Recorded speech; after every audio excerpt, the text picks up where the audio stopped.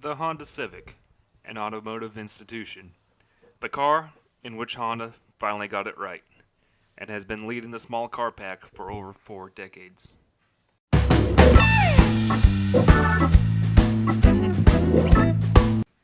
Here we are, the latest generation of the quintessential small car. This is the model that saved Honda's road cars and would become the first car for many people. The Civic is Honda and is the small car everyone wishes they could beat. GM has been chasing this car since the 1970s. That's how long the Civic has been the leader when it comes to small cars. Cheap, reliable, and fun to drive. This is the culmination of 43 years of leadership. Introduced in 1973, the Civic was initially Honda's last hurrah. For years, they struggled to get a foothold with models that aped after Asian British designs. Instead of pulling out, Honda doubled down for the next flagship model.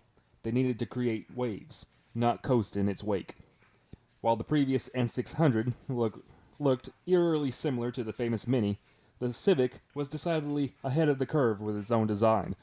Then, Honda caught the break of a lifetime when the global fuel crisis of 1973 broke out shortly after the Civic was introduced. Suddenly, the buying public was looking for a small, fuel-efficient car, and Honda just happened to have a new model, perfect for the waiting public.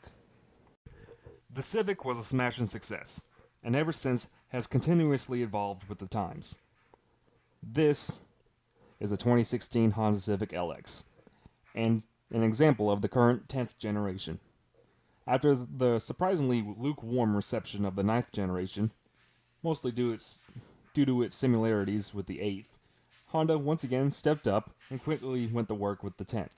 A new, larger size, sitting on Honda's new global compact platform, fresh styling that stands out from the ever-growing crowd, and the return of its Halo Performance model to the American market.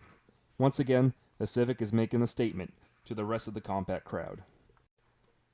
The Civic probably has the most diverse lineup right now in the compact segment, as options are the name of the game. You can get the traditional 4-door sedan, such as this LX, a 2-door coupe, or even a 5-door hatch, for the first time in the United States since 2005. You have an option of multiple small 4-cylinders, ranging from the 2-liter naturally aspirated K20 C2 in this LX, all the way to the 300 horsepower monster in the Type R. You either get a 6-speed manual or a CVT, as the traditional automatic has finally gone the way of the dinosaur. And, of course, being Honda, you have a wide array of interior and exterior options to personalize your Civic. While the Type R starts at $33,000 and quickly racks up to just under $40,000, and that's before the insane markups the dealers have been placing, a base sedan starts at $18,000, which is what this LX is. You have the previously mentioned K20 C2 under the hood, making modest power, a smooth shifting 6-speed manual hooked up to it, a very nice yet basic interior, no navigation, but you still get a touchscreen infotainment system. Despite being a base model, it's no slouch on the inside. Yeah, that screen looks a little cheap and low res, but that's really my only complaint on the inside. There's plenty of leg and headroom, front and rear, quality materials and everything, and an extremely ergonomic shifter. The short shifter goes great with the center console, so your arm is at rest for most of the time, despite shifting. And a ginormous center console cubby for all your travel essentials. This is a small car that would do great on long road trips. On-road impressions are good. Now, I have a very low bar quality as I have a long history of worn-out crap. Hell, I daily drive a Saturn Ion right now, and previously a rusted-out S10. So to me, a newish car with low miles generally feels good to me. But I will say the newest Civic is not a bore to drive. The steering is responsive. The suspension feels tight.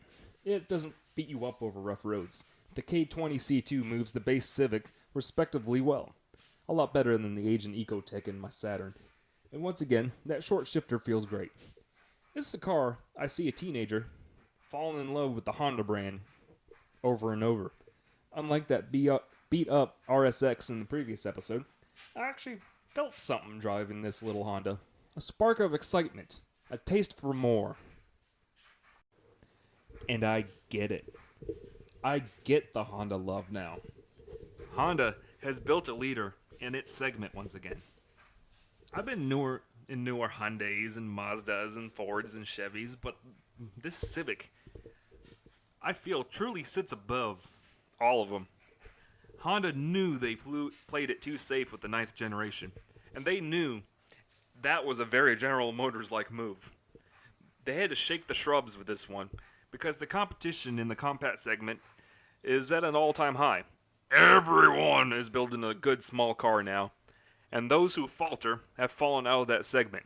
I'm looking at you, Dodge Dart and Mitsubishi Lancer. This is a small, affordable car.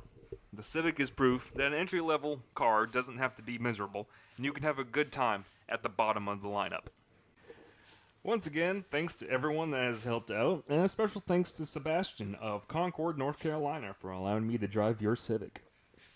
I'm sorry that these Wookie Drives episodes have been slow to come out, but it's the rough part of the racing season, so I've been hella busy. Anyways, I hope you enjoyed the video. I don't know when the next one will be live, but I hope to film it soon regardless.